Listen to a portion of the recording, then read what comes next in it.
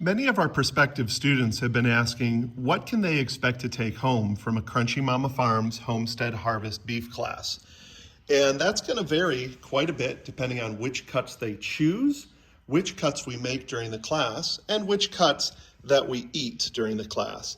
Now, as you can see here, we did approximately 1.5 pound bags of burger.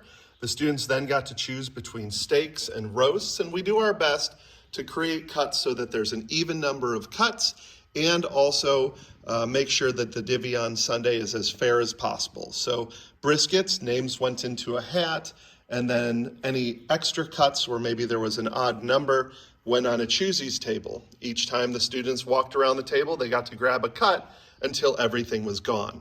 So weights will vary because you might have chosen a 12-ounce steak instead of a 2-pound roast, but we do our best to make sure students get what they want and take home as much of the harvest as they possibly can. And how much did this one weigh?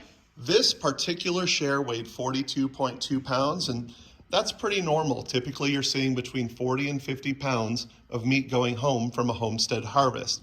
Keep in mind, we're using hand tools, so you're gonna see a lot more boneless steaks than bone-in steaks, and that affects the overall weight of what you take home.